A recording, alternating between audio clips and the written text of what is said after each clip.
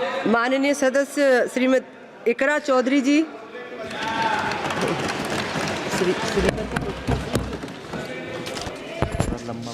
Thank you, Speaker, ma'am. I rise to speak on the demand for grants of the Ministry of Education. And while the Union Ministry of Education recently celebrated the 4th anniversary of NEP 2020 with the week-long Shiksha Saptah, this grandstanding does nothing to address the stark reality. And as a member who have very recently been a student too, I would like to shed some light on the facets that are not as rosy as the government might think.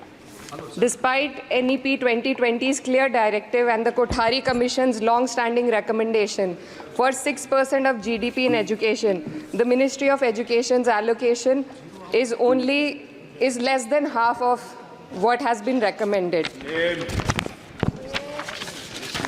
The biggest cut has been for the University Grants Commission, which saw a 61% dropping from 6,409 crores to only 25 crore this time, which will affect the higher education of our country.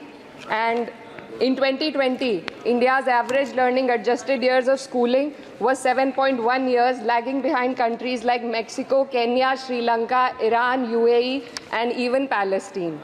The foundational skills are alarmingly weak among 14 to 18-year-olds. About 25% of those surveyed couldn't read a standard 2 level text in their regional language, and only 43% could solve a simple division problem. Shockingly, nearly 43% of undergraduate students also struggled with basic division. This report is a testament to the fact that in reality our education system has failed to educate a large section of the population, especially students from underprivileged backgrounds dependent on state-run education. Speaker, ma'am, higher education, especially for women, is crucial to gaining empowerment and employment. And the AISHE report shows that only 10.4 colleges in the country were exclusively female. The constituency that I represent and other such areas in the country where patriarchal beliefs have prevented women from accessing co-ed colleges. Therefore, we need women specialized institutions so that women can get educated and get further in the society. Ma'am, पिछले 7 साल में देश भर में 70 paper leak हुए हैं, जिससे 2 करोड़ युवाओं की ज़िंदगी बर्बाद हुई है।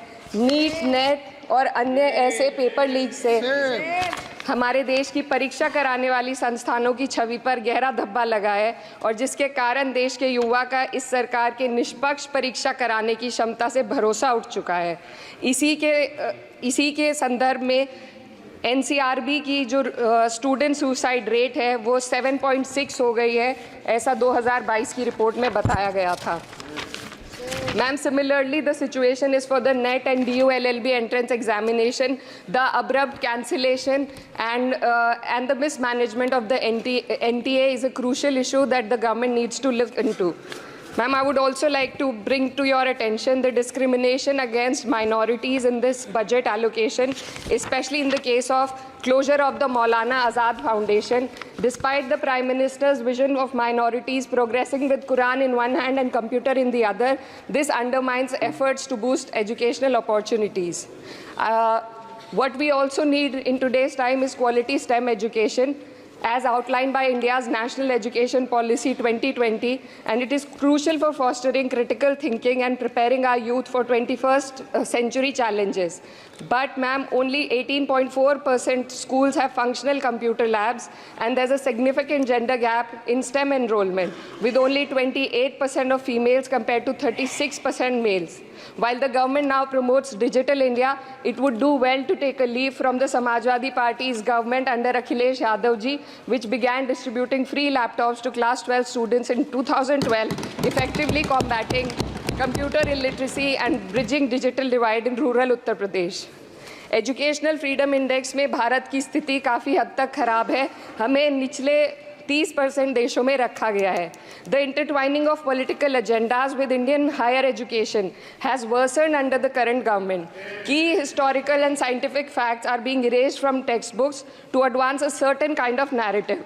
Mughal history is continuously distorted and erased, but notably, Darwin's theory was removed from the class 9 and 10 syllabuses by the 21-22 academic year.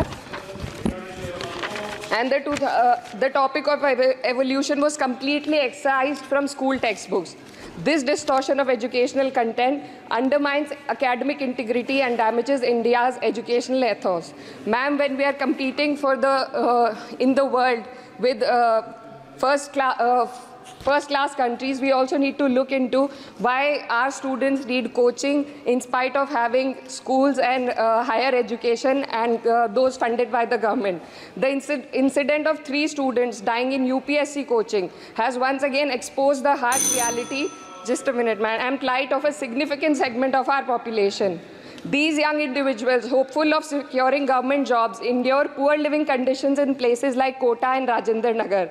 This situation calls for a deeper reflection on the shortcomings of our outdated education system. The coaching industry in India has become a critical part of the educational landscape due to the failures of the traditional schooling system. The national education policy fails to address why students rely on coaching in the first place. So, ma'am, I would like to end with certain demands to the minister for my constituency.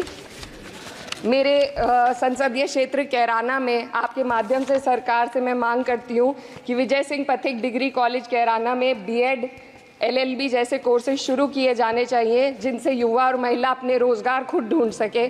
जनपद शामली के कैराना और ऊन में और सहारनपुर के नकुड़ में girls degree college और girls hostel खोले जाएं। जनपद शामली में नया केंद्रीय विद्यालय व जवाहर नवोदय विद्यालय खोलने जाने की मांग करती हूँ और मां शकंभरी देवी विश्वविद्यालय सहारनपुर को अपना कैंपस और विभिन्न प्रोफेशनल कोर्सेज चलाने के लिए विशेष धनराशि प्रधानमंत्री उच्चतर शिक्षा अभियान के अंतर्गत दिए जाने की मांग करती हूँ। उत्तर प्रदेश राज्य में शिक्षा मित्रों का संयोजन अध्यापकों के पद पर किया जाए ताकि प्राइमरी एवं जूनियर हाई स्कूलों में शिक्षकों की कमी को दूर किया जा सके। धन्यवाद।